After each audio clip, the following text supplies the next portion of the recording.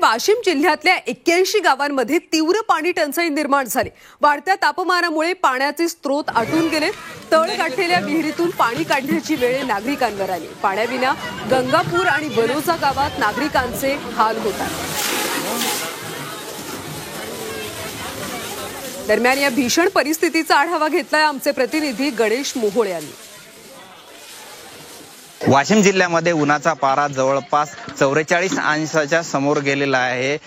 त्यामुळे जी जिल्ह्यातील जलपातळी आहे ती झपाट्याने खाली होत आहे।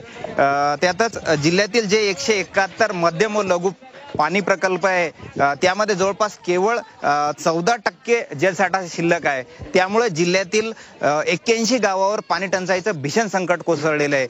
आपण बघू शकतो, मी आहे सध्या या वाशिम जिल्ह्यातील वनोजा या आदर्श गावामध्ये आणि आपण बघू शकतो इथे पाण्याची स्थिती किती गंभीर आहे।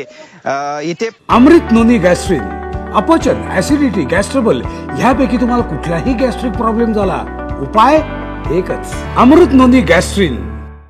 टँकरद्वारे पाणी एका विहिरीत टाकले जाते आणि तेथून ह्या महिला असतील, नागरिक असतील, हे आपल्या पाण्याची गरज आहे ते भागवताना दिसत आहे।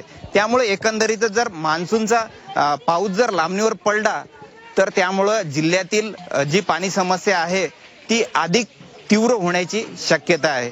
त्यामुळे शासनाने याकडे लक्ष देऊन ही पाणी टंचाई समस्या निकाली काढण्याची मागणी इथे स्थानिक नागरिक करीत आहेत। Ganesh Mohole, Zee media, Wanoja, Washim.